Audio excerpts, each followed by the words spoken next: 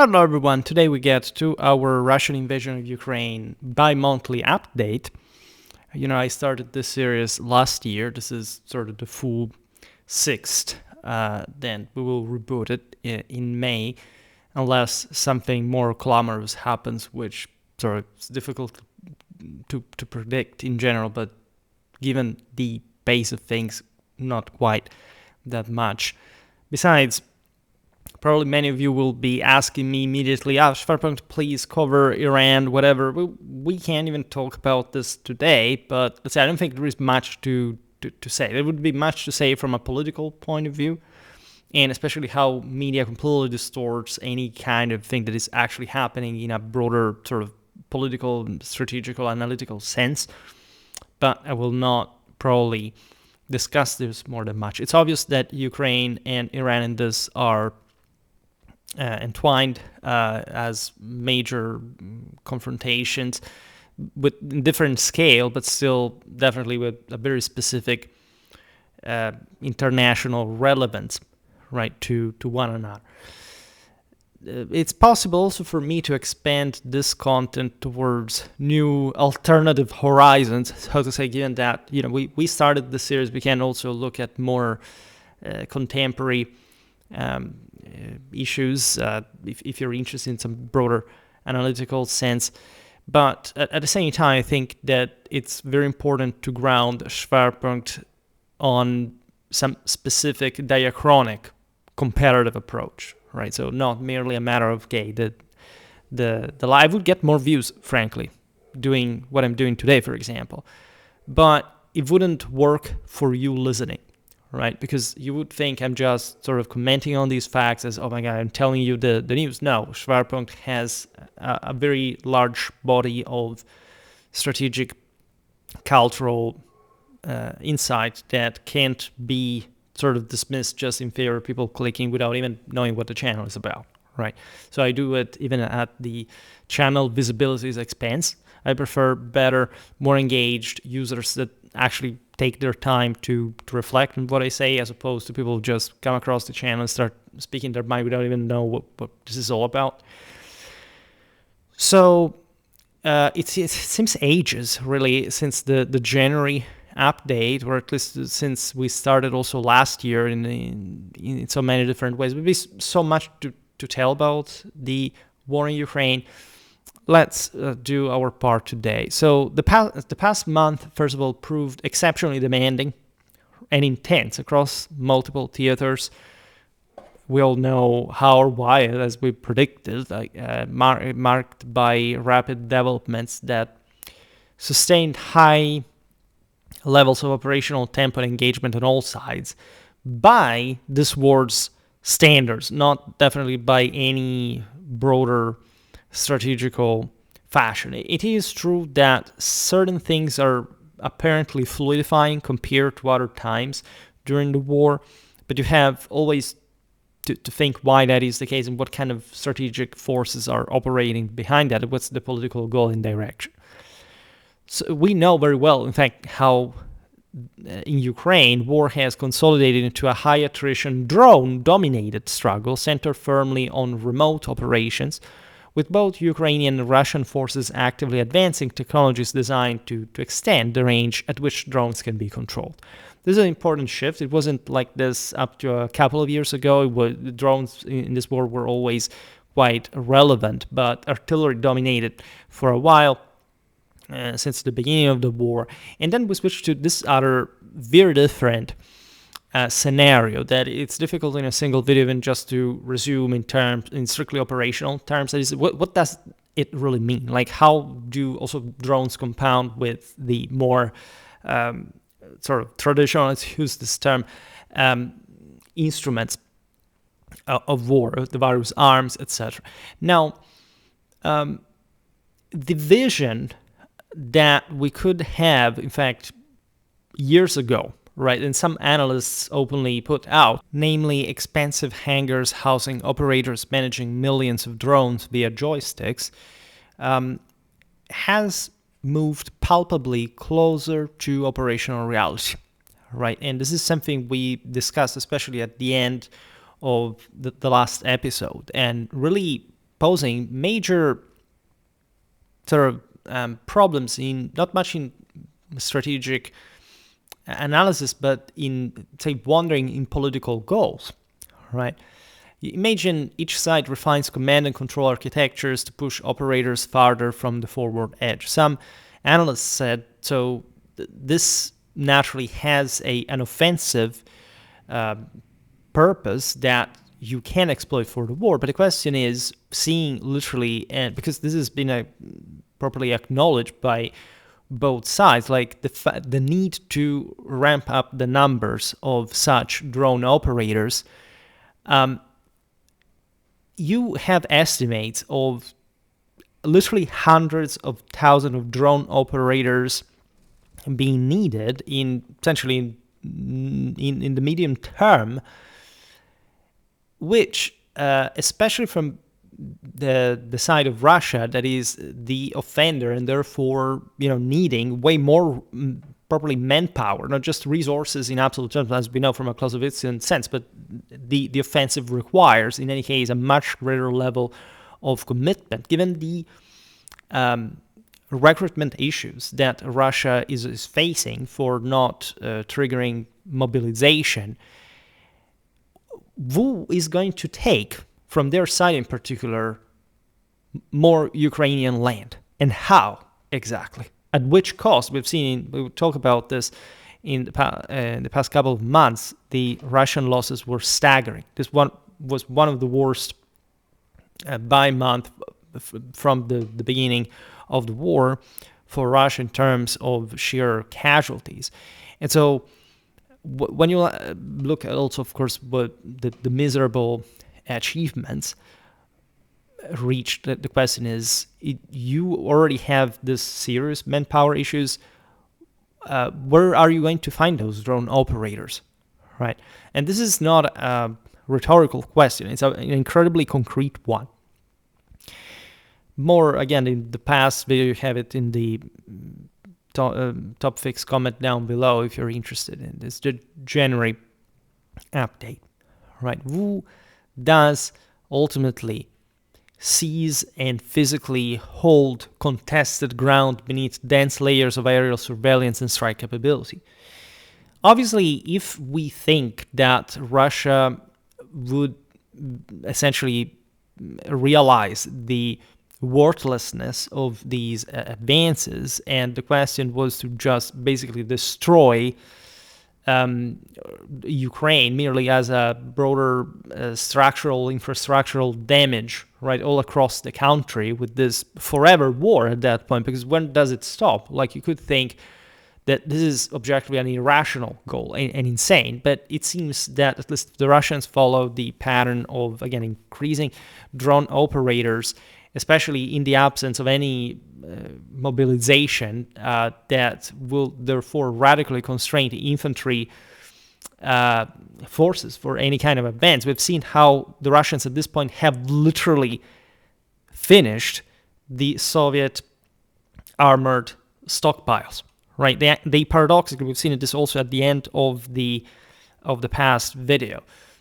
They literally have more tanks now than they had at the beginning of the invasion, except these are mostly all refurbished, more or less fixed tanks, and the new ones are produced every year are far below the attritional rate. So in other words, even if the Russian Federation wants to maintain a broader sort of territorial control and political cohesion, the infantry, let's say the Russian forces advancing, are going to be deprived increasingly of armored force, and we will see it now with the examples from the last. And this, what happened up to this point during the war, where indeed more resources were available on the ground, was not sufficient. It was incredibly bloody from the side of the offenders. Let's just imagine now, right?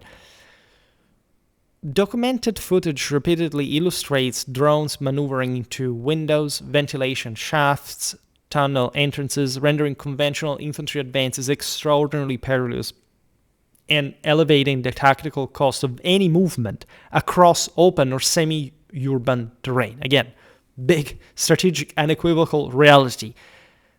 Russia is the attacker. All right. So aside from, of course, possible Ukrainian counteroffensives on by this point, especially limited scale, we don't have to be have had pro-Ukrainian supporters that came up to me said, last week, oh look, the Ukrainians have actually reconquered this few hundreds of square kilometers of territory. It's better than nothing, but in general, this is the same scale, right, of achievement, so to say, that the Russians displayed so far, right? And it's definitely not, as I said since the beginning of the series, this type of attrition is unsustainable for both sides that evidently hate each other enough, by the way, to keep losing men in this way for mostly nothing in between. Naturally, in an attritional war, this is also what you're looking at. However, if we follow von Clausewitz, and war obviously is a clash of will, always remember that the Russians do not understand the point of Ukraine in a broader, sort of generalized sociocultural sense. Politically, it even makes sense for Russia to do what it's doing, but the Ukrainians understand this very well from their perspective. They are much more willing to fight and die for their own country. So there's a balance. We are always explained, really, how Goliath is evidently not actually that stronger than David in many circumstances. The scale of engagement is relatively comparable, but it's politically that obviously any war is fought and won and lost at the same time. And remember that wars can also be simply lost, right? There are some wars where victory and defeat are measured in function of the objectives, right? And you can't have only losers. The Vietnam War is actually a pretty good example of that for that matter.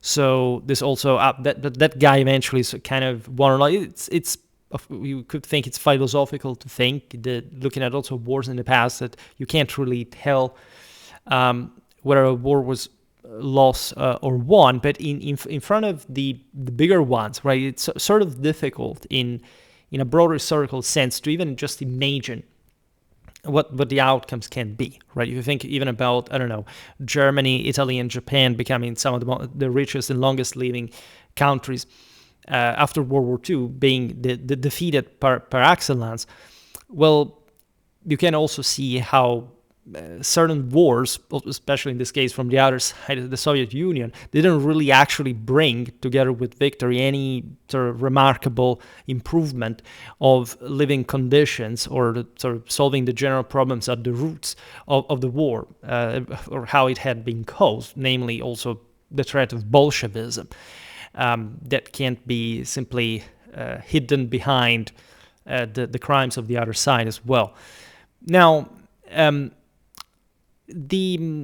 consequently, when you look at this picture, like, there is a tangible risk that materializes, the one of steadily accumulating casualties coupled with negligible net territorial shifts, since neither belligerent can dependably consolidate initial gains before countering aerial responses undo them. Small infantry detachments, sometimes numbering no more than 10 soldiers, may momentarily recapture a village or outpost, only for coordinated drone swarms to reverse the outcome within hours, thereby locking the front into a grinding cycle of temporary occupation and rapid evacuation. This is really not very different from World War I in terms of sort of depth of the defenses. Normally, contrary to what people think, like the attacks against enemy trenches were successful. In the first row, that was essentially what most of these attacks were calibrated on.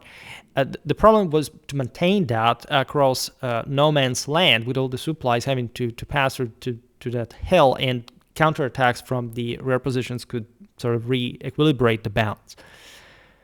The contest in Ukraine has therefore assumed the character of a protracted standoff in which relative success is increasingly calibrated according to the sheer volume of drones deployable at any given moment, and the readiness of small, high-risk ground teams to accept brief exposure before withdrawing ahead of the inevitable retaliatory wave. this, regardless of the attrition rates, are pretty high, especially again from the Russian side in absolute terms. Then we can again talk more about the relative terms strategically and politically for Ukraine that are staggering as well. But in general, it's obvious that if we are looking at any kind of mobile warfare, unless in fact we imagine at some point a broader systemic collapse from both sides, it doesn't seem from a tactical point of view that this is going to be unlocked at any moment. Right? We'll talk about this, but some people said, but maybe, because there was this feeling that, especially from last year, that the Russians would have allegedly increased mechanized warfare, increased maneuver. No, there is no space for that in any meaningful sense as far as what we were conventionally B280. But the same Soviet era doctrine that the Russians and the Ukrainians, technically aside from the fact that things are changing naturally from both sides, and Ukrainians were sort of more capable of adapting. It does contemplate actually a mobile, specifically armored warfare in the great plains of Ukraine specifically, and we see how it has actually gone. We will make now very specific examples of quote-unquote armor, kind of maneuver here, but no, the drones have been hammering down these efforts, these enterprises. I would like to stress this again, just like in World War I, it's not like this happens because of a technology. All right, what we're looking at here, we choose to look at it because it's impressive, even just from a sort of video footage point of view. At some point, drones are just the tip of the balance. All right, and so there is also a strategic below water kind of besides the probably underneath the tip of the iceberg of drone warfare that is actually the most important one if we really want to appreciate it. The most obvious conclusion, as I was saying before, if in general hostilities were to continue in any protracted way, but this is a pretty symmetrical engagement in terms of means and scale, right? If Ukraine gets harassed by waves of drones in unprecedented scale, well, so Russia will, right? So things will become actually increasingly difficult, more for Russia, telling the truth. There's some of you, by the way, I received these strange questions by people that also do not surrender to the fact that, this was a clamorous failure, of course, from the side of the Russians, says, but Ukraine is completely destroyed. They don't produce anything on their own country. The country is not. Are you kidding me? Do you realize the fact that Ukrainians are largely self-sufficient in terms of material? Like, great part of the heavier armament comes from the West, but the drone production notoriously is thriving in Ukraine, in local production, etc. Like, this is literally the ABC. This was true from years. Like, Ukraine is not a destroyed country by any meaningful sort of incapacity of producing or functioning as a country. So sorry to spoil your expectations, but if you really want to deviate from reality to imagine a fantasy world where Ukraine is done for, but for some reason is still continuing to effectively fight without any foreseeable end to all this, well, you should ask yourself what this is all about. But again, I understand that propaganda, indoctrination, ideologism are a bad beast, but this is what I always say to these people, and I treat them with the due respect, even though they are from the other side of the fence. If you really like Russia so much, most of also the pro-Russian side, if you like Ukraine so much, go fight for Ukraine. If you really like Russia this much, to the point of literally delirating about the current reality, if you really can't stomach analysis like mine or anything that is sort of neutral or even pro-Ukraine, do follow, if it is really the alternative is nothing, do follow Russian military bloggers. And if you follow Russian military bloggers, you know that the reality you're portraying does not exist, right? It does not exist for anyone, right? And especially for those who are obviously fighting there. The Russians would really like what you're claiming. They are quite and increasingly vocal about the fact that this war is, today we don't talk about a deeper political thing. There are voices in Russia, unlike in the first years where they were also much more repressed, that openly state that this war is lost. As far as I said before, as far as Russia is concerned, Ukraine could lose the war as well, but this was, as I also said since the beginning, 2022. It's all recorded. The Russians lost the moment the first boot stepped into Ukrainian soil. Aside from this, the drone dynamic that is quite interesting and obviously quite worthy of attention projects a somber operational landscape, a predominantly remote war prosecuted through hundreds of drone operators working in shifts. This is what we're seeing essentially, interrupted only sporadically by ground-level fatalities among those tasked with temporarily anchoring positions on the actual terrain. Ukrainian forces have implemented a significant development in remote drone guidance by transitioning away from operators positioned at relatively close ranges of 10 to 20 kilometers. This is particularly important also for what we just said regarding the increasing range, probably, of strategic projection of drone capacity. A documented strike was executed from approximately 900 kilometers away, relying almost certainly on the new satellite-linked system, enabling operators to maintain composed control from secure rare area facilities such as hotel rooms or other protected sites well removed from the combat zone. Interestingly enough, should both sides fully integrate this capability, the attrition rate among skilled operators will decline sharply, raising the prospect that each side could achieve effective drone supremacy within its respective operational areas. That means actually adding to the stalemate, and I would say naturally the more drones fly around, the less the possibility also to simply catch them. Everything gets eventually leveled, right? Especially at this scale of engagement. But again, in the bigger picture, when you look at the local picture, again, distractions could and will have already increased, really. Ukraine retains a clear advantage in this domain. It's important to stress through the continued access to Starlink coverage. This is, as you know, the low Earth orbit satellite internet constellation operated by SpaceX that has provided resilient battlefield communications since early in the full-scale invasion, whereas Russia, as notoriously having been expelled from this network and having imposed a domestic block on Telegram, even now operates without two previously indispensable communication and coordination instruments. You will see them a bit later. They're trying to do something with satellites on their own, but it's not as effective. Despite the disadvantages that Ukraine still pays for, Ukrainian units have sustained proactive deep strike activity. It's scary even how quick this thing is becoming, comparing the years prior in progression. Careful examination of geolocated footage and supporting data from recent weeks, for example, reveals a methodical campaign of degradation directed against Russian anti-aircraft systems, associated radars, command nodes, and supporting electronic warfare assets. Prior to the full-scale invasion, Russia maintained, bit of numbers here, an inventory of 908 S-300 and S-400 batteries. Right, current assessments place the remaining total at 586, reflecting a net reduction of 322 systems. This is a staggering loss, or approximately, in fact, 1/3 of the pre-war fleet. Here we're talking about Russia as a whole, right? Regional distributions are even more meaningful. Remember that Russia obviously does not have much of a sort of projectional advantage. They work by external lines. That the front is incredibly stretched, and surprise, surprise, here the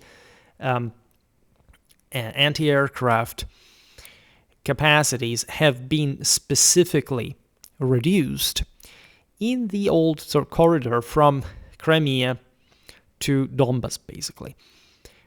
You have holdings in the Moscow Oblast grown from 191 to 260 batteries, given that most of Russia is concentrated in Moscow. As a matter of fact, if you have Ukrainian drones flying over there, things can really be very painful, right? Even for, paralyzing civilian flight inside the country and everything, while southern districts expanded modestly from 100 to 130. So these are the southern Russia, right, between the Caspian Sea and Ukraine. In contrast, central military districts endure severe drawdowns, with one critical sector declining from 290 to only 92 systems, and that's exactly the one between the Ukrainian lines and the Azov Sea. This is very interesting because aside from Ukrainian propaganda on Twitter, where you see, now a corridor is going to be reopened in the Zaporizhia direction, from the Zaporizhia direction towards the Azov Sea, etc. No, we're not there. We'll measure now even concretely what the Ukrainian counteroffensive capacities are really about. But it's obvious that the degradation of very specific and costly military systems like these allow for Ukraine sort of greater options for different things in practice. There is also a slightly aerial activity increasing, even though, again, by scale, nothing is really moving along the front in any sort of truly meaningful way. The Russian Baltic Fleet has surrendered nearly half its allocated air defense coverage. Just to explain to you how this works, central and eastern districts were effectively deprioritized, their inventories falling from 132 to 32 in one instance and from 139 to 38 in another. So we're talking about sort of the eastern provinces of Russia. And these cumulative shortfalls compelled a Russian command to make painful allocation decisions regarding which assets and regions merited protection. Obviously, Ukrainian strikes have systematically targeted Buk, Tor, Panzer, Tunguska, Strela, and the aforementioned S-300, 400 launchers together with their critical radar components. Deprived of radar guidance, even advanced S-400 batteries are reduced to immobile, high-value scrap incapable of fulfilling their design role. Losses among radar and electronic warfare systems have proven especially consequential because these platforms are both costly to replace and dependent on scarce, highly trained specialist crews. All right.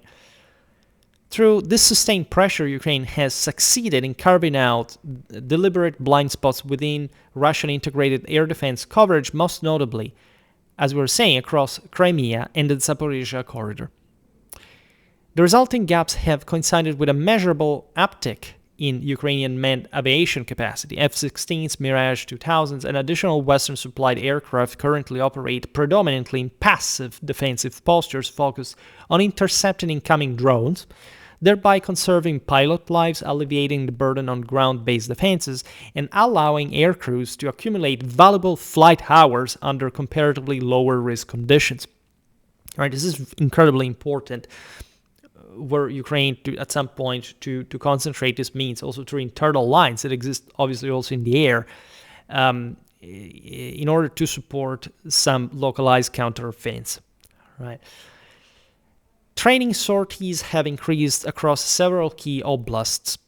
Newly arrived aircraft have been integrated into operational rotations, and publicly available videos capture routine activity, including one instance in which an F-16 engaged and destroyed a Durant-type drone. You have seen it surely on X, with its engine noise distinctly audible in the recording. Low-altitude familiarization flights continue to build institutional experience. Should the radar blind spots widen further from the Russian side, Ukrainian aviation possesses the potential to shift towards more assertive offensive missions in carefully selected sectors. We're talking strictly aerial missions. The interplay of ongoing radar and electronic warfare attrition documented disruptions to Russian microelectronics production capacity, and the observable rise in aviation tempo collectively signals Ukrainian preparation for expanded employment of manned aircraft where conditions permit. Right? Imagine this process had, again, started earlier, as many other things during this war. But anyhow, during the night of 26th to the 27th of March, Ukrainian long-range strike assets extended their campaign against Russian energy infrastructure along the Baltic Sea littoral, conducting the fourth such operation within 5 days and focusing once again on facilities located in the Leningrad Oblast, so to say. And geolocated imagery released on March the 27th documented active fires at the Transneft port Primorsk oil terminal and the adjacent Novatek Ust-Luga oil one. So this is very important because obviously the area around St. Petersburg is incredibly sort of strategic, also in economic terms for Russia, and as you know, the shadow fleet that allows still like to elude much of the sanctions imposed on Russian imports and exports. Therefore, this is obviously connected with Iran and the fact, obviously, that Russia helped the Iranians to operate against American and allied targets and all this stuff. So this was an interesting, and I don't want to talk about this today in particular, but sort of crossover, right? So as we will see now, also certain things happening in the United States, they look weird, right? Some oil refineries having mysterious accidents. There are signals exchanged in times of hostility, obviously.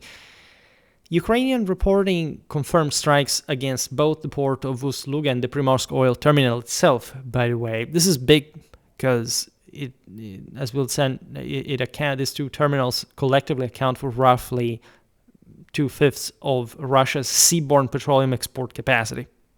Right, so in addition to supporting associated oil fields and maritime handling infrastructure, thereby conferring strategic weight to the repeated attacks in a very escalatory manner that surely sort of the United States are also very much informed of and probably they asked for.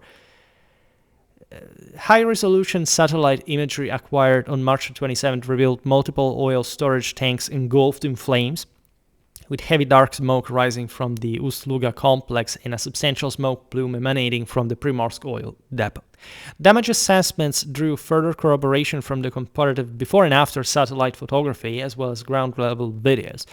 Ukrainian dry dock camera footage, obtainable only through Ukrainian sources, as far as I know, in these days, additionally disclosed severe damage to an under-construction FSB Project 23550 Arctic Patrol icebreaker equipped for helicopter operations. The vessel listed heavily to one side and comprised the position of a neighboring ship in the same facility. Independent valuation placed the icebreaker's replacement cost in the range of 220 to 250 million US dollars. We will see now the difficulties of the Russians to keep funding the war, as a matter of fact. And so consider that the damage inflicted to this icebreaker alone, and this is something we have been witnessing at this point of years of intense warfare breaking out here and there, that there are some specific infrastructures. This was the case in the Gulf of St. specific refineries that are really not a red line, because what's a red line in any case, but the damage to those things are to last for years, right? So affecting a bit like the globe in ways that are simply difficult to come back from, also in terms of politically wise, and therefore also as far as the use of the military instrument is concerned. Because if you really strike at things that are going to put me at disadvantage for a long time, at that point, my deterrence must manifest in some of the most destructive ways possible, right? So it's this picture is not being really emphasized very much, especially this thing between Russia, Iran, and the respective American, Ukrainian side, because it has actually some escalatory characters that probably in a different media climate, like the one, for example, of autumn 2022, would have been also further magnified and made people more fearful, but people don't really care. That just, go by the media that are also filtered this in incredibly ridiculous ways. Not that they should have not done it. Actually, I would have probably I would go for much more escalatory policies in particular contexts, but it's also important to point that out. Now, Russian-sourced territorial videos released shortly afterward appeared authentic and independently verified the occurrence of strikes at the targeted port and terminal sites that we're talking about. The same night, Ukrainian forces expanded their deep strikes to elements of the Russian defense industrial base, including a documented attack on the Severstal Chernipovets iron and steel works in Vologda Oblast, Russia's second largest steel production facility, where at least one drone impacted the blast furnace workshop area. Additional reporting noted emergency response activity, including fire trucks dispatched to the Smolensk aircraft plant following explosions and drone incursions in that oblast on March the 26th. This is all compounded, obviously, and earlier in the sequence, strikes had already hit the Kirishi oil refinery on the night of 25th to 26th of March, damaging 2 crude oil refining units, petroleum bitumen production lines, hydro treating facilities, and gas fractionation infrastructure. This is a signal to Russia. That is to say, don't think that here what is happening in Iran can in any way benefit you without us sort of putting you at your place, as a matter of fact. And a Russian mill blogger publicly acknowledged that the repeated successful penetrations at Ust-Luga exposed critical shortcomings in local air defense coverage and voiced criticism over the absence of adequate countermeasures against long-range drone threats. And as we were saying before regarding Goliath, as we already did, by the way, in other videos, remember that Russia, in relative terms, is actually more exposed than Ukraine. And this is obviously also in absolute terms true, given this widening drone capacity. By the way, one of you was asking, because I'm trying to partially answer some of your questions I was saying before, the idea that the Ukrainians would not have a production local. I don't even debate this because, you can simply run a background check.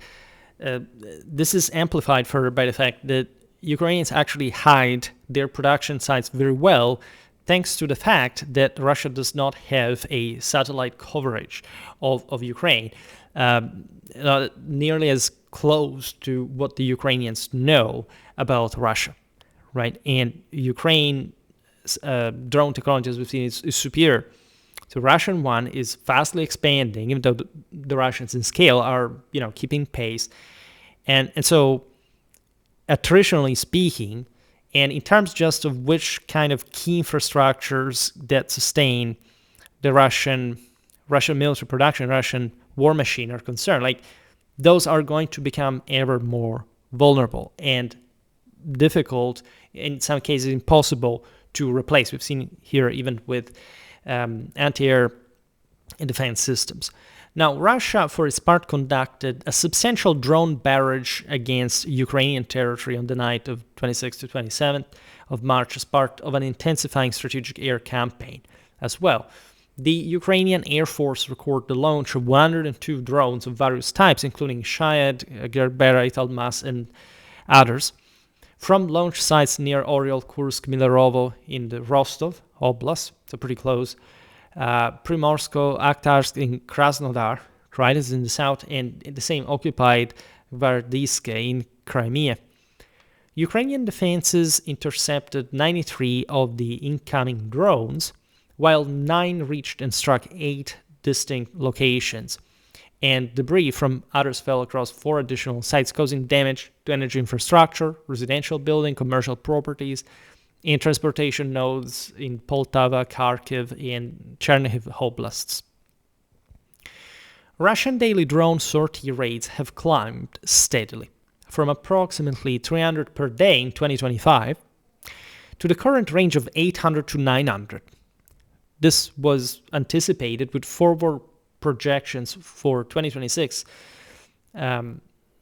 estimated in sustained waves of exceeding 1,000 drones on many days. Ukrainian drone operations crossing or skirting Baltic airspace generated complications for Estonia, Latvia, and Lithuania. In response, the Latvian Ministry of Defense issued a formal warning on March the 27th that Russia had initiated a coordinated cognitive and information warfare effort, falsely alleging that the Baltic states had permitted Ukrainian forces to stage strikes against Russian targets from their sovereign territory. That's not exactly what happened. Ukrainians basically passed through those territories, even though their own propaganda, and you know that here there is nothing wrong in propaganda per se, right? But the idea is that they show these strikes coming from Ukraine straight into Russia, all right? Whereas certain detours were taken, and this is complicated the situation. Like even for Finland, for example, apparently some chimneys, where a chimney was struck by some Ukrainian drones in these operations. But it's relevant because obviously this shouldn't actually, there is always a cost-benefit ratio, right? One is the military objective, the other is the general repercussions internationally. Not least because Russia can say, okay, well, basically NATO is helping them passing over their airspace, and so the attacks are coming from NATO territory or airspace, and so this ideally shouldn't be sort of a thing. Like, obviously, in the heat of war, and as far as the Ukrainian sort of situation is concerned, like, you understand why these things happen. Actually, the Russians do worse. Like some Russian air drones entered NATO airspace multiple times themselves. So here it's about confidence assertion and also general allies partnership, right? There should be a sole unified sort of decision making. In certain things, it's completely normal for the Ukrainians to be, by a degree, autonomous, as they are, as fortunately for them, an independent country still. And this is the sort of the kind of issues that you could easily bypass by simply, doing better what you do. Like, there isn't like this life and death scenario where these attacks have necessarily be brought about across and therefore from NATO airspace, right? But obviously, I'm no one in this to tell those Ukrainians that they didn't have to do it. Let alone, we don't know exactly what's behind sort of intelligence, sort of decisions taken jointly with allies and so on. So I do not pronounce myself further on this. The Latvian Ministry of Defense, however, characterized, naturally there is have you heard of the Narva Republic and all that kind of, but always remember this, that most of what the Russians say is actually from their official spokespersons primarily directed to domestic audience. All right, and that's also the reason why Russians seem to say and think, as they do, largely incredibly stupid and especially false things. This is in their sort of genome of disinformation and everything. But the point is how much Western media echoed this, right? But aside from this, the Latvian ministry characterized this information campaign as a large-scale one, like whose objectives included diverting international attention from Russia's demonstrated inability to safeguard its own Baltic Sea coastline infrastructure in this case, attempting to undermine the same goals, undermine NATO solidarity, eroding political support for Ukraine, which suddenly actually is not much of a problem. Remember, where Biden was there, the dumbest thing ever was to think that supporting Ukraine is a pro-democrat or liberal thing. I still personally feel sick as a beyond ultra far right wing person to see, I don't know, rainbow flags waved together with Ukraine. It always makes me feel really uncomfortable, as a matter of fact. But you see how nothing has really like, remember 1 year ago on Twitter, oh my God, Trump will ally himself with Putin. He destroyed Zelensky. Now we will send nothing back. It's not like things have drastically improved, but there is obviously a strong bond. Still, nobody's talking about even the costs of supporting Ukraine.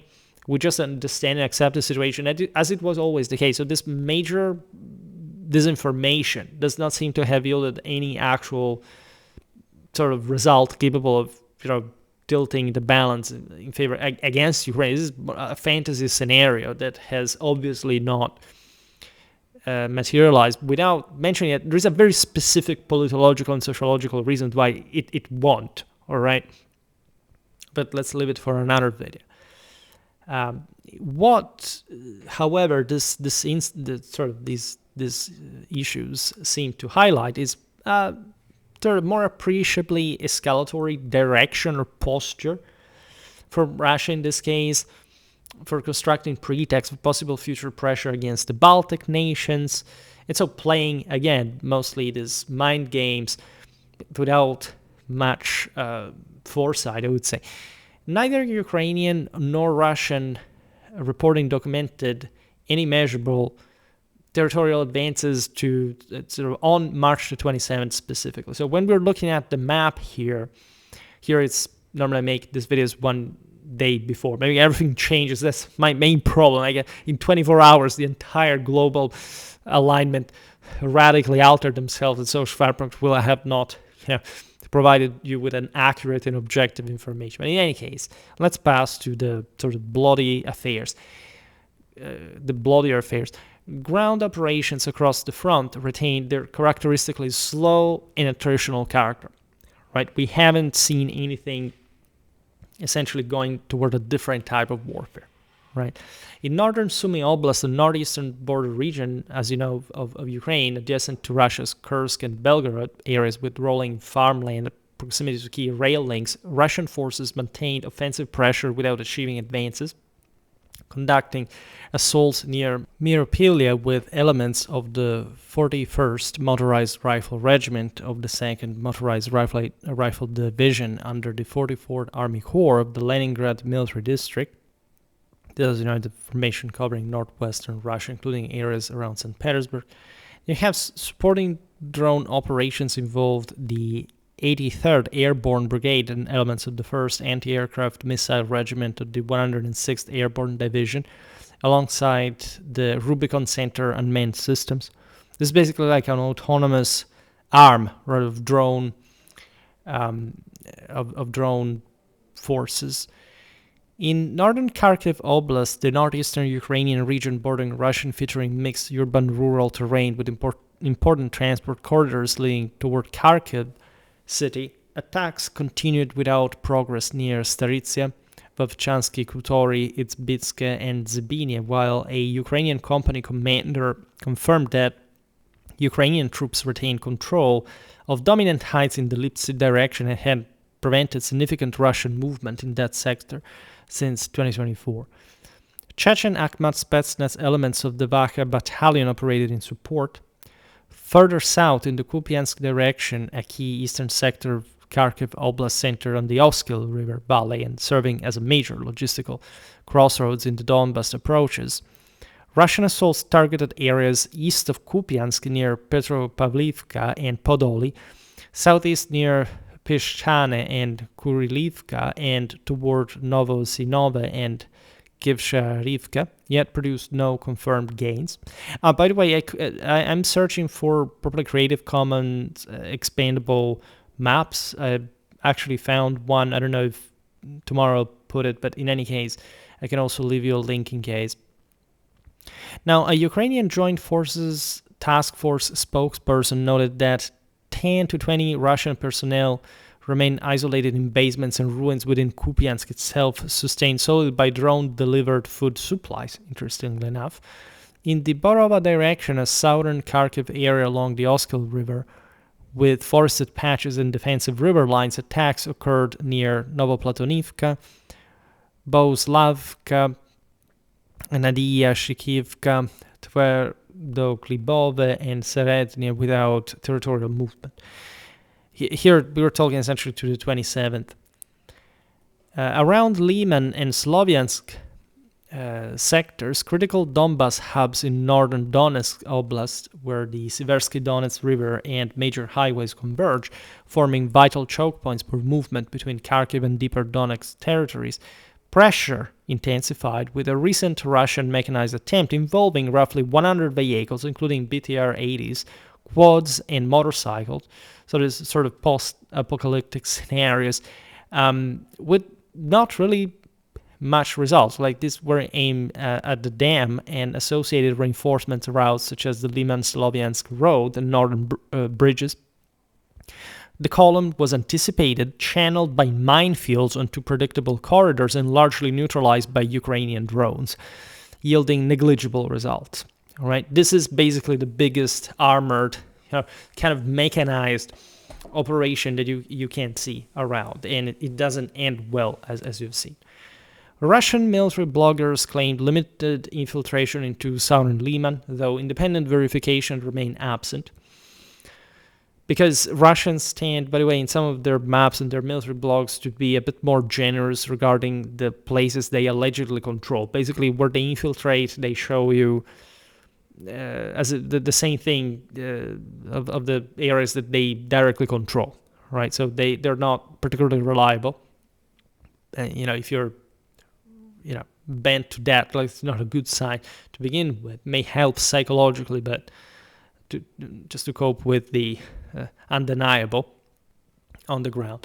Ukrainian forces reported constant pressure approaching a potential breaking point on both sides of Liman, including near the Iga Bridge and northern approaches. In the Konstantinivka-Drushkivka tactical zone, an industrial corridor in central Donetsk Oblast lying between key rail and road networks that connect larger Donbas cities like Kramatorsk and Bakhmut, Russian forces conducted infiltration missions without altering the forward line of contact, in any case.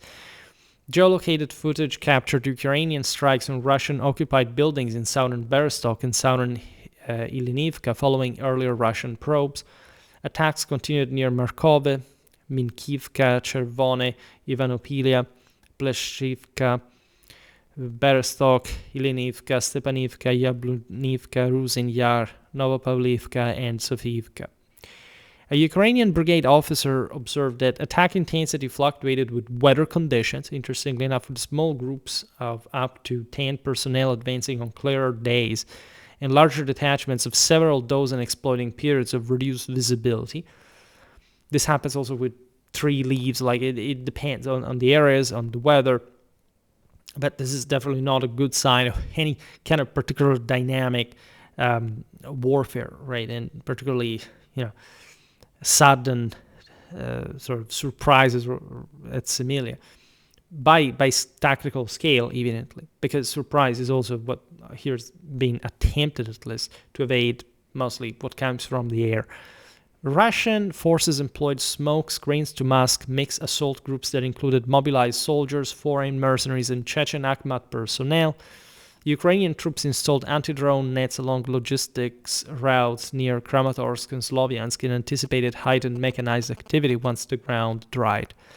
In the Dobropilia area, western Donetsk coal mining and transport zone positioned strategically west of the main Donetsk city agglomeration, Russian assaults near Kucherev Yar, Novi Donbas, Shakove, Nove Shakove, Anivka, and Zapovidne produced no advances, while Ukrainian forces struck a Russian manpower concentration near Dorozhny.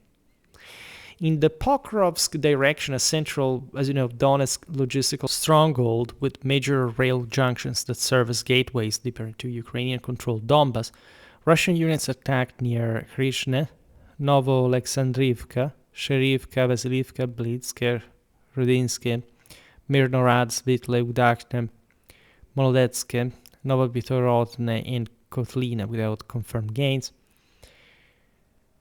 Geolocated footage showed Ukrainian strikes on Russian-occupied structures in eastern and southeastern Belitsk after infiltration attempts that failed to shift control. Again, everything is incredibly limited. Ukrainian command has repositioned the main body of the Azov Corps, the elite National Guard formation originally forged in the 2014 fighting around Mariupol on the Azov Sea coast, now restructuring into multiple brigades, emphasizing rapid response and fortified defense. We've seen them really in action, like to stem also Russian advances as other frontline units were at some point disengaging, pulling out. Again, the lack of, some people thought, oh my God, no, the move from last year when the Ukrainians at the end of summer were also withdrawing, etc., that was controlled.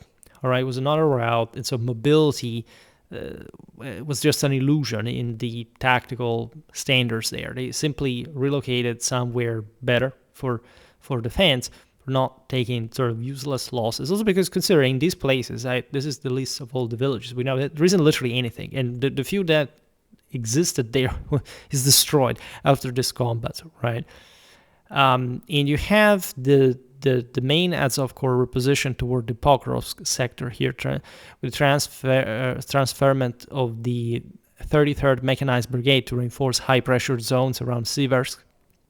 In fact, while concentrating the 12th Azov Brigade alongside the 14th Chernova Kalina, 20th 4th Rubidz, and 1st Burevnik Brigades in the Rodinska-Dobropilia vicinity in direct response to observed Russian force concentration, obviously enough. In the Alexandrivka direction, a southern Donetsk frontline area near the border with Zaporizhia Oblast, characterized by open steppe and scattered settlements, Russian probes near Alexandrorad, Krasnohirske, Visne, and Ternuvate continued without progress as well. A military blogger referenced a Ukrainian counterattack near Andriivka Klevtsove. In a Ukrainian brigade spokesperson described a fluid front line characterized by interspersed positions and a broad contested gray zone, mostly due to drone warfare. We explained this in the last episode, with Russian forces relying on expendable assault troops for infiltration. All right. Except, aside from differently from what they used to do in Soviet times, the Ukrainians are not expendable anymore. They are from the other side. I don't know if you have watched Enemy at Gates, that scene of the telegraphist, so to say. Now, Ukrainian strikes hit Russian logistics and command nodes near occupied Velika Novosilka, Makedonivka, Buryakova, Balka, Luhansk, Olinka, Manush, Rybitsk. Again, you can also check if you find those maps. First of all, this I simply tell you, we're talking about UA control map. All right, this is the version 2, I think, and you can simply check all the. It's not particularly good because the here probably you can switch language in some way. I haven't been using it that much, but the names are all in. You can sort of understand it in Cyrillic, but the it's mostly like showing the units deployment. If you compare this, if you're interested in daily updates from the Institute of the Study of War or any other blog that you follow, here I follow mostly sort of different sources. You can definitely look at everything in depth. In the Huliai-Pole direction, a central Zaporizhia sector of open agricultural plains lying roughly midway between the Dnieper River and the Sea of Azov, Russian attacks near Sveta Petrivka, Zelene, Vozvyzhivka, Rizvianka, Verkhinya Tersa, Mirne, Zalitsnishne, Starukrainka, and Uliai-Pilske yielded no advances, while Ukrainian counter-pressure through incremental small unit actions over recent months reclaimed, as we were saying, approximately 150 to 200 square kilometers, and 19 villages, shifting contested zones and exposing Russian flanks more vulnerably than before, right? For example, how to discuss this? Today I sort of didn't focus on it because it seemed to me that in the bigger picture, this is normal business, right? It's naturally relevant that Ukrainians could finally... This is more like indicative of the Russian manpower general exhaustion issues rather than, say, in a broader sense, not manpower like from from home per se directly, but in the fact that definitely the local balance can always be altered, that there aren't all the resources in the world, that limited counteroffensives are possible, especially obviously as the Russians continue to advance, and so suffering staggering losses and at some point having difficulty with securing recent acquisitions that Ukrainians will exploit. Russian forces have responded by excavating new defensive positions south of Uliaipole and redirecting some units southward as a response. But again, this is not a major game changer for how we would like to see Ukrainians arrive to the Sea of Azov. This is definitely not even remotely even the beginning of anywhere like that. This is nothing to do even probably with the specific strategic goals that Ukrainians are trying to achieve in here. In western Zaporizhia Oblast, the area closer to the Dnieper River with rolling terrain in proximity to the Zaporizhia nuclear power plant zone, limited attacks occurred near Primorsk, Stepnoyarsk, Malatok-Mashka, Stepove, and Sherbaki without territorial change. Ukrainian Special Forces operations struck training grounds near Novopetrivka and a material depot near Novoselivka in the Kherson direction, right? But the forgotten front, like the southern Ukrainian region along the lower Dnieper River, directly facing occupied Crimea across the border. No ground activity was reported, though Russian drone and artillery coordination continued against Ukrainian positions in Kherson city, while Ukrainian forces targeted a Valdai raider near Gvardiske, a four-post drone controlling station in Eupatoria, and an unmanned surface vessel operator based in Sevastopol. So we were talking about before the fact that the Ukrainians have a much better satellite coverage thanks to Starlink, whereas Russia doesn't. And for this reason has taken initial steps to mitigate the operational impact of same Starlink denial by orbiting 16 low Earth satellites intended to provide a limited domestic substitute, although the constellation remains far too sparse for comprehensive coverage and is currently restricted to narrowly defined priority zones.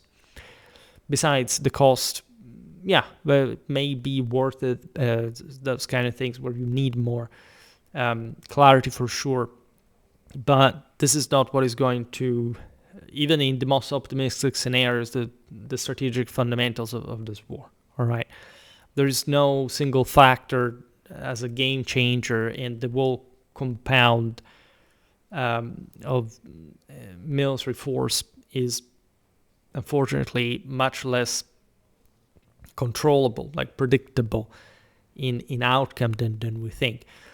The concurrent telegram prohibition in Russia, by the way, has exacerbated command and control and information sharing difficulties, particularly when layered atop Ukrainian strikes against, as we've seen, Russian raiders, air defense nodes, antennas, repeaters, and supporting infrastructure.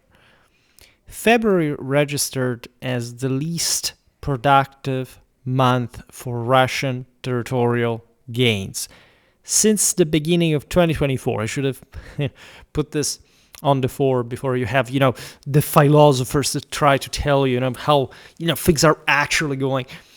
And this is, again, I hope that even if you realize that even if this videos last hours, you understand the depth of the matter, and so how you could focus on each of these elements and to profitably extrapolate something from them. The Russian sluggish pace has persisted into March, compounded by seasonal weather constraints and the cumulative effects of disrupted communications. Right, this winter was bad, in spite of the fact that the ground was frozen, and so in part, offensives are actually facilitated in the cold. That, however, also there are weather problems of visibility we've seen before. Generally speaking, this is the favorable moment for the advance, at least for some more, some swifter kind of terrain crossing. Russian field commanders continue implementing workarounds. Right, we've seen it in the previous episodes. Essentially, since frontal attacks are too costly, they try essentially to interdict the supplies to the settlements they want to seize. And obviously, this has a cost in and of itself. Surrounding a center is a long, costly operation. It can't be carried out just in terms of numerical advantage, and this still is especially squandered by the losses taken. Obviously, that's also a way to go. Frontally, in relative terms, it could be even worse. However, this is not a signal of strength at all, and still lots of people are lost. The deployment of only 16 satellites, as we were saying before, also constitutes merely an embryonic effort whose broader effectiveness for better ground control will require extended observation. Right. On March the 26th, Putin convened a closed-door session with Russia's leading businessmen, and you can immediately understand why. Like, finances are needed. And during this meeting, he affirmed basically that Russia would go on with the fight. So the assembly of these executives was essentially urging them to increase their contributions to the federal budget, which is literally like, pay private money for supporting the war. And there is even one account attributed to the initiative of Igor Sechin, is the director of the state-owned Rosneft oil company, who reportedly advocated combining direct business donations with the issuance of military bonds as parallel mechanisms for revenue generation. And in the previous day, March the 25th, the Federation Council Senator Suleiman Karimov promptly committed 100 billion rubles, which is equivalent to roughly 1.22 billion US dollars, while you've seen even how an icebreaker costs. So this is not much of saying, oh my God, the war is going to continue. Well, this is not a surprise. In the previous episodes, we pointed out the fact, which is still sort of consistent with what happened in the past months, that this rhythm of attrition is unsustainable, and that things will will decrease in the intensity throughout this year. Right? There are ways to sustain a heightened rhythm, a heightened tempo of the operations, but it's going to be increasingly costly in proportion, even for the same output. And so there have been these voices about further support from businessmen, and this was confirmed by Peskov as well. And Sechin was sort of described as the guy who originated the proposal. That this was all framed by the institutions as, look, there is a civic commitment to the war, but what seems here is something very different, namely the fact that historically, from the rise of Putin, there was this fundamental deal with the major oligarchs in question here, that there would be maintenance of those oligarchies by the non-compulsory commitment of those privatized Soviet-era assets to the oligarchs now controlled. So that basically, that's the mentality. Like, the government does what it does, the establishment backs it, and in exchange, the state will leave these guys and profit in their ways. But now, naturally, with the strains for funding the war, now these oligarchs are called into questions, because they are also the ones that have the assets to fund more systemically this whole thing. And naturally, you could think, well, okay, if these oligarchs are okay with Putin to a degree, like, that's also the reason why Russia has been going on with this, right? But the fact that there must be some further request, right? So further contribution, and that today we don't talk about the general financial situation, but that obviously things are not going positively for Russia economically wise in general, right? Is yet another step towards the sort of possible attrition that could arise from these collections, so to say. All right. today we don't talk really about Iran. There are some considerations to make, but we would need probably a video on its own, right? What we can say connected with this is that on March the 27th, Ukraine formalized a defense cooperation agreement with Saudi Arabia, under which Ukrainian specialists will support Saudi air defense enhancements while laying institutional groundwork for expanded technological collaboration and mutual investment opportunities. And so Zelensky signed this, obviously the document before the extended consultations, even with the Saudi crown, Prince Mohammed bin Salman Al Saud, and obviously there is much that these two countries in the moment have to share. We could extend also how, again, these videos are fairly thematic, and making them homogeneous, you see that there is a general picture. Today we didn't talk much about the international situation or politics per se.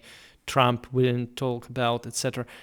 Then we pass to the ground situation, then draw some conclusion, right? But they all change focus a little bit, right? But it's obvious that in the case of Saudi Arabia, the operational lessons accumulated by Ukrainian forces over 4 years of countering Iranian-supplied strike systems, in particular, offer crucial insights that hold relevance for the same United States, obviously, and its Gulf partners facing similar threats. There were some high officers that were heard in the United States recently and that literally stated, obviously, publicly, that Ukraine is dramatically advanced, like in that Americans get a matter of drone interception, etc., like some very valuable practical advice on how to operate. Sometimes certain American systems provided obviously by the United States to Ukraine that Ukrainians now have become more experienced in. All right. Naturally, there's also a problem for Ukraine as far as what Iran was concerns in general. The Pentagon has signaled consideration of reallocating certain weapons packages originally earmarked for Ukraine toward Middle East contingencies arising from sustained Iranian activity and associated munitions consumption in particular. Items potentially affected include air defense interceptor missiles drawn from NATO prioritized Ukraine requirements list program, which was established last year to enable partner nations to procure the US-produced systems for Ukrainian forces. And this is confirmed by some spokesperson in the Pentagon. And obviously, in all of this, overall deliveries to Ukraine are expected to persist. Right? Subsequent tranches may omit select air defense components as American stockpiles are replenished to meet competing demands from the United States forces and Gulf allies in this instance.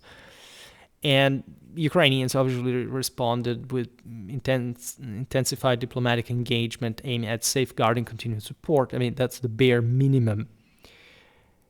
And what lessons to draw from this? Honestly, there isn't much for after 2023 that we can simply look at and say, well, it's basically something of a surprise. The same scaling, say, the up of the drone employment and this the de facto dominance in the open, as far as we've seen, just few forces are expected to go out there to begin with, is just part of the same dynamic as we were saying before, that base of the iceberg that you don't see from the tip as far as the drone issue is concerned.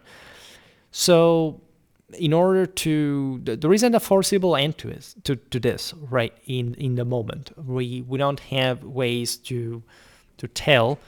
In general, as we've seen also in the previous videos, while everything is obviously balanced, in relative terms, the war is more costly for Russia, right, both in absolute and relative terms.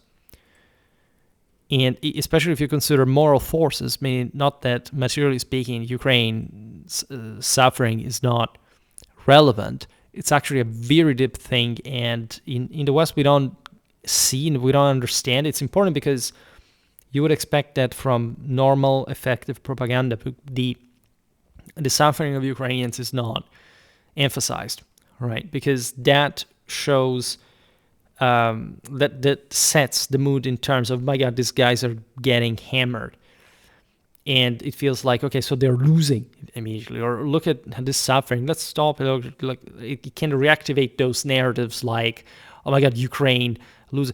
The situation actually shows directly from the field is that Russia has increasing issues in sustaining this by a political, moral, cultural degree, even like society, the general future of federation, that is increasingly and disproportionately intolerable, right? Even though it does have a point, because again, ever since the war started, the first thing you really want to get to is, what do the Russians want, or at least how do they see this going, and so what also their calibration of it is the fact that they are rolling to the extent that a defeat in Ukraine will lead to some significant destabilization of the Russian Federation, were it just an internal matter, right? And we're not obviously just talking in economic terms, right? Or we're not even talking about secessionistic movements or something like that, but something really deep within Russian politics that can escalate into not necessarily like regime change, but let's say violence, further repression, further sort of crippling of the Russian system as such. Whereas the capture of Ukraine, or at least the control of a Ukraine or part of Ukraine, say half of it, ideally, say take the Dnieper, the historical right and left divide between the two banks, as a failed state at that point, is at least a Russian precondition for survival in the following generations. They're obviously going to see a radical demographic collapse in Russia that does not really have a safety net capable of absorbing the impact as well.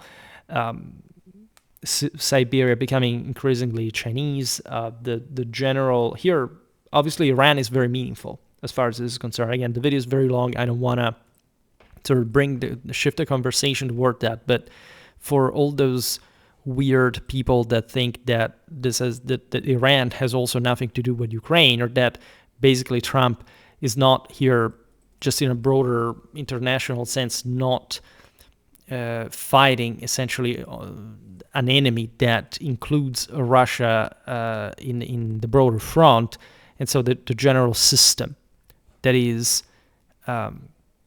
properly aggressed here, with the possibility of controlling the Hormuz Strait and therefore having drastic low oil prices, in controlling the Chinese production, and sort of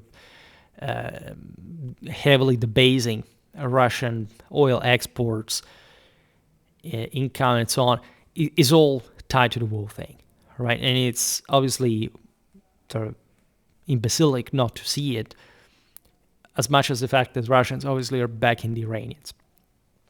Iran is getting pounded like hell. Like, so anyone who's thinking that America is quote unquote losing the war after 4 weeks of aerial superiority gained from the first ones, and with continuous harassment, just because Iranians have, I don't know, maximum 9 months of continuing this kind of battering. Yes, they can't cause damage, but overall, how much damage can be caused? Like, this is not about. I always see this. Aside from the fact that, brief reflection, I must make it. When you look at certain specific anti-Trump analysts, right? Look at Tom Cooper's page. Like, one thing is, understandably, from a perspective against Trump in a broader sense, people don't like Trump. I honestly don't like the guy per se, right? I've been defending him. There have been some of you who said, I will not watch her videos anymore if you keep defending Trump. I don't defend Trump as such, I defend a specific policy. I defend, in this case in particular, a specific posture towards Iran. Do you want to live in a world where Iran has nuclear weapons? Or do you want to pay a bit more now just to have, hopefully, a regime change, a control, or a control of the Strait of Hormuz, and like we can't talk about how that is going to happen, but we don't talk enough, among the other things, about the situation in Iran, the defections that are occurring, at the high levels that are left, the basic situation in terms of, I don't know, money accessibility from the banks, and or like at some point energy issues, prices. I mean, the Iranians got themselves massacred in tens of thousands because of inflation, right, months ago. So if what is happening right now is definitely not a very, not a sign of particular Iranian well-being, including lashing out at everybody around, compacting the Arab world against them further, together with Israel and the United States, doing these actions that in every war just signal the fact that you're desperate and you have nothing more to lose. Like, so there are so many actual military indicators about and at this point, like, the thing must be finished, right? Only an idiot wouldn't finish this thing. And admittedly, like, wars remain unpredictable to a degree, but given the upper hand here, otherwise, I don't think that there is anything else to do. Of course, this thing must continue, and we're absolutely more than willing to pay for oil prices at some point can be much lower later. And that would definitely bring people would like, I don't know, to leave the initiative to anything and anyone for not paying 1 cent more. This is probably the single most anti-traditional, anti-European, anti-divine idea you can have of the war, right? This is simple self-destruction, sabotage, undermining. And people must learn how to want to win wars. People, right? Not people at the top only, right? But peoples as such. Ukraine remains that has also remained outside of sort of for example, today we talk about some escalatory issues. Nobody talks about them. Why? Because Ukraine is not at the center of attention now. So certain things can be done, also by the Ukrainians, for example, in a moment in which the world doesn't see it because the background noise obscures it, right? So this is kind of obvious. If you are still living in the news and you're not able to put that background noise down and see what is actually going on in a sound, objective, political, strategical fashion, that's weakness, right? And enemies can exploit that. But I can't stress enough how sort of convenient this moment is in history, how regardless of death and destruction and issues and difficulty, like, we are better off now in relation with our enemies than we have been from a long time, and we should press on the accelerator at this point. That's also what I was talking about in terms of Schwerpunkts, escalatory policies, but obviously now I'm joking and we don't have time to simply discuss the Ukrainian matter. Today we willingly didn't care too much about this broader international political scenario. I don't know if I'm going to make anything about Iran. Possibly, but I mean, so far, unless some ground operation takes place, so I don't think it's sort of necessary. We can simply comment on it through these videos about Ukraine. However, still, as I said at the beginning, let's not preclude ourselves anyway. I don't know, again, how Schwerpunkt's traffic is truly functions. Like, the bigger the channel is and the more complicated any prediction becomes in general. But there is really a lot to do. And I think that covering this topic is somehow crucial in the case of Ukraine. I think this takes on a deeper meaning, and regardless of how people can't forget about this because they just live through the news and with the news. it is something that we must discuss and that people must access. I don't know how sort of interesting I am compared to other military analysts, but at least I take my time to look at the thing and sort of express an overall judgment. I must say that being able to assess things is difficult, obviously, but say you take a liking when it's just a matter of clarity, right? Things can be complex and difficult and complicated, but at the same time, they are simple as hard, exactly because they're difficult. They're somehow simple after all, and people tend to get mistaken about the simplest things, not about the more difficult. Every idiot can't find all these data and put them together. So the important is to make a broader assessment and say, what does this objectively mean in an overall sense, right? What's the point? What's the trend? What's the minimal predictability of this all? And so perhaps this video was one of the shortest I made about Ukraine. Now that I think about this, I still haven't created a playlist in particular for this, but I leave you more or less thinking, oh, well, the last one, they were all fundamentally longer, almost 2 hours each. This one is, I think, not even an hour and a half, but it's also true that relatively less overall happened, right? The last episodes were somehow more interesting and relevant, but I would really look at the broader messages, the broader message between Ukrainian activity in the Gulf of Finland, in the St. Petersburg, in the Leningrad sector, because that means something very clear from especially the United States right now because of Iran, right? Not even NATO as a whole, right?